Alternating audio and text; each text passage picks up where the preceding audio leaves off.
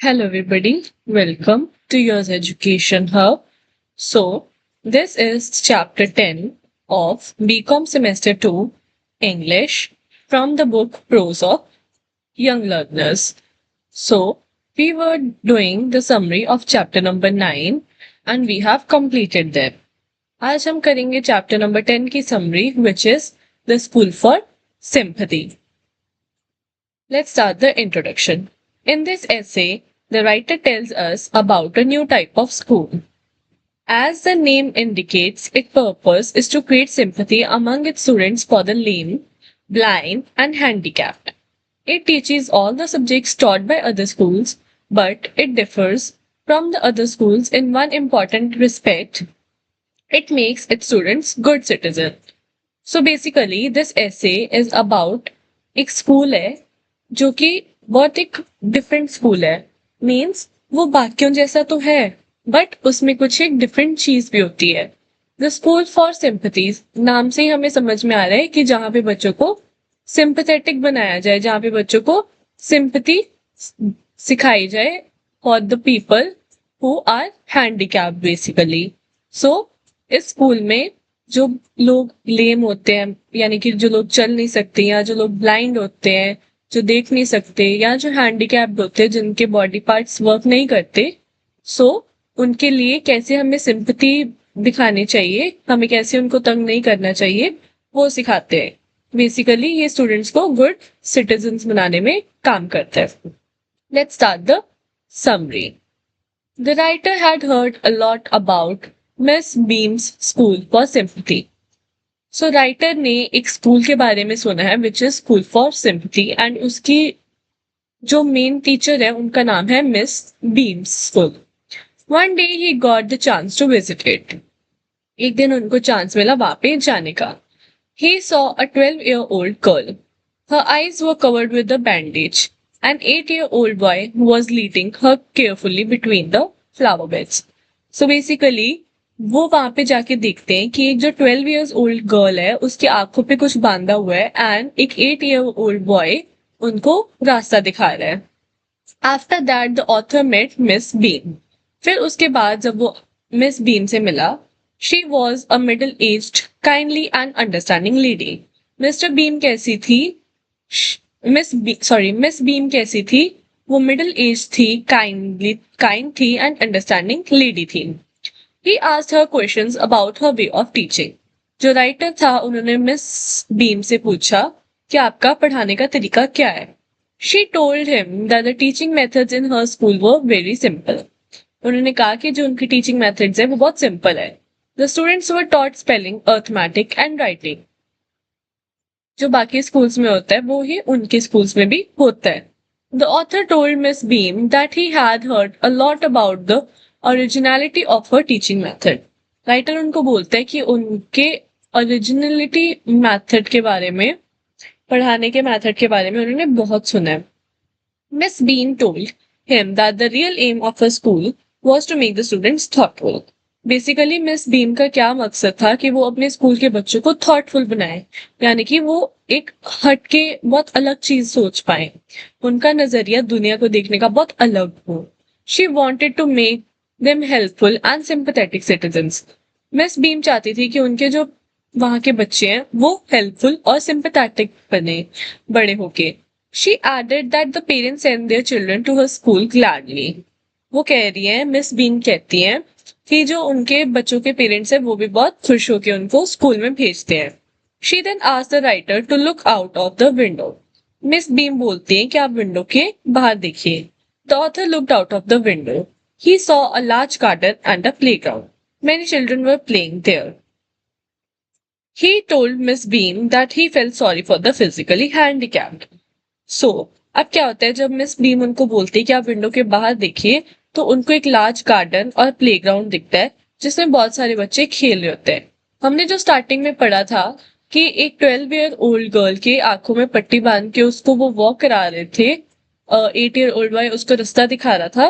तो basically writer को लगता है कि वो बच्चे फिजिकली हैंडीकैप्ड है, मीन्स वो लड़की ब्लाइंड है, क्योंकि बाकी बच्चे भी कुछ ऐसी एक्टिविटीज कर रहे थे.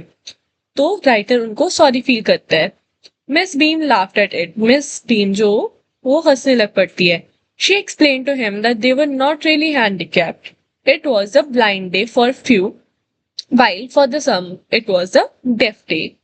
So basically मिस बीम उनको बताती हैं कि आज कई बच्चों का जैसे हमारे स्कूल्स में डिफरेंट डिफरेंट पीरियड्स होते हैं, मींस मैथ्स का पीरियड या इंग्लिश का पीरियड या जो भी, तो उसके स्कूल में डिफरेंट डिफरेंट डेज होते हैं.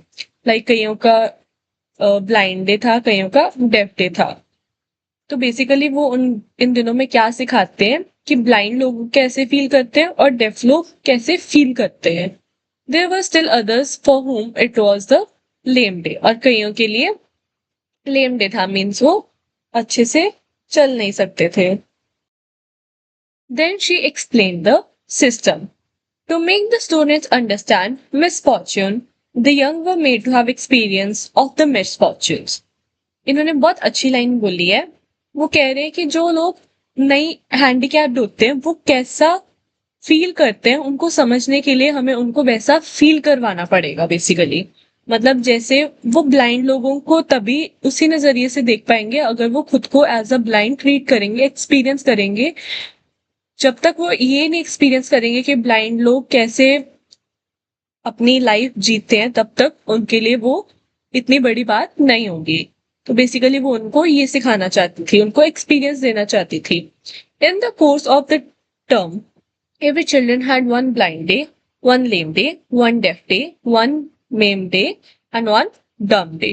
बेसिकली ये कुछ डेज है जिसमें वो ब्लाइंड किसी दिन होते हैं, किसी दिन वो लेग्स के थ्रू एक लेग के थ्रू काम करते, किसी दिन वो डेफ रिएक्ट करते, किसी दिन मेम रिएक्ट करते हैं, किसी दिन वो डम रिएक्ट करते हैं.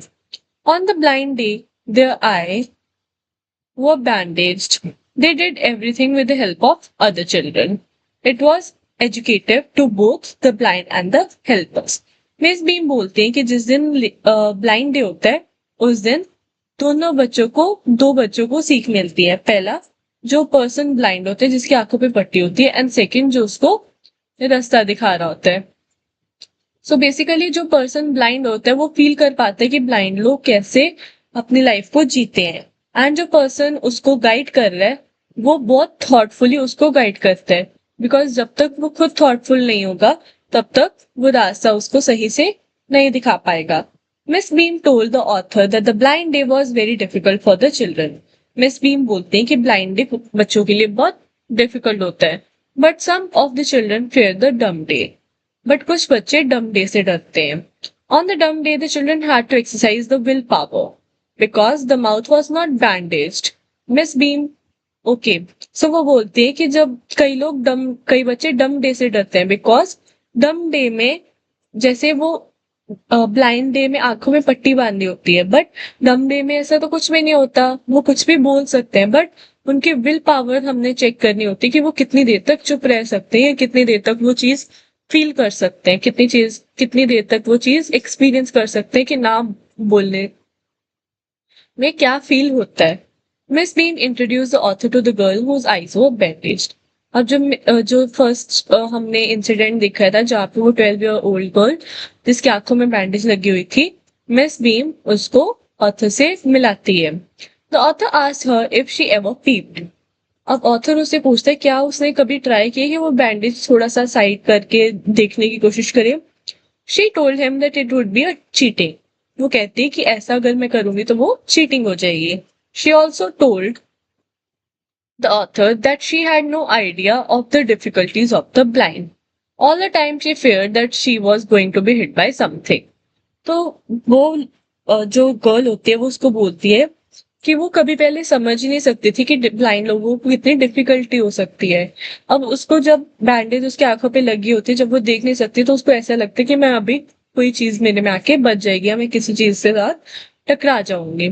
The author asked her if her guides were good to her. तो ऑथर उससे पूछते हैं कि क्या जो आपको रास्ता दिखा रहे हैं बच्चे, क्या वो आपको मतलब अच्छा रास्ता दिखा रहे हैं, आपको सही से समझ आते हैं उनकी बातें. She replied that they were very good. She also informed the author that those who had been blind already were the best guides. वो गर्ल उनको बोलती है कि हाँ जी मेरे को जो रास्ता दिखाते हैं वो बहुत अच्छे हैं, बट जो लोग खुद ब्लाइंड है वो सबसे बेस्ट गाइड्स हो सकते हैं, बिकॉज उनको पता है कि वो कैसा फील कर रहे हैं एंड कोई उनको गाइड करवाने वाला कैसा होना चाहिए. So basically she wanted to say that the blind persons are already the best guides. The author walked with the girl leading to her the playground. अब जो author है वो girl के साथ playground में जाता है. She told him that the blind day was the worst day. वो लड़की के लिए blind day सबसे worst day होता है. She didn't feel so bad on the lame day and deaf day. वो बाकी दिन ऐसा इतना गंदा नहीं फील करते जिस दिन वो blind day पे फील करती है. The girl asked the author where they were at the moment. जो गर्ल है वो पूछती है कि अब हम इस टाइम पे कहाँ पे हैं. तो वो ऑथर उनको बताता है that they were going towards the house, कि वो हाउस की तरफ जा रहे हैं. He also told her that Miss Beam was walking up and down her terrace with the tall girl. वो उसको उसके आसपास का व्यू डिस्क्राइब करता है कि जो मिस बीम है वो एक लड़की के साथ जो कि बहुत टॉल है अप एंड डाउन वॉक कर रही है.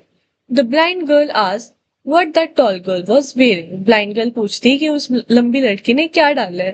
When the author told her about the tall, tall girl's dress, she at once made out that she was Millie. जब वो उसके अपीयरेंस के बारे में बताते हैं तो वो गर्ल कहती है कि ये तो मिली है. The author described the surroundings to her. He felt that as a guide to the blind, one had to be thoughtful. तो जो ऑथर है जब उसने ऑथर ने गर्ल की ड्रेस के बारे में बताया एंड उसने बताया कि गर्ल कैसे दिखती है तो मिली ने एकदम से पहचान लिया कि ये मिली है. सो ऑथर को ये बात से ये लगा कि जो गाइड करने वाले होने चाहिए वो बहुत थॉटफुल होने चाहिए. So he was full of praise for Miss Beam's system of education which made the student sympathetic and kind. जो ऑथर था उनको ये मिस बीम का टीचिंग मेथड बहुत पसंद आया which was very sympathetic and kind. इससे बच्चे बहुत काइंड बनते हैं और उनके लिए जो लोग हैंडीकैप्ड होते हैं उनके लिए सिंपैथी आती है. The writer himself had become 10 times more thoughtful. ये सब देखने के बाद जो राइटर है वो और ज्यादा थॉटफुल हो जाता है. So this was it for the chapter the school for sympathy. इसमें हमने देखा कि जो कैसे जो मिस बीन का स्कूल है वो कैसे जो हैंडीकैप बच्चे हैं वो क्या फील करते हैं वो अपने स्कूल के बच्चों को एक्सपीरियंस करा के उनको सिंपैथेटिक एंड काइंड बनाता है. In the next chapter we will be doing chapter number 11. Thank you.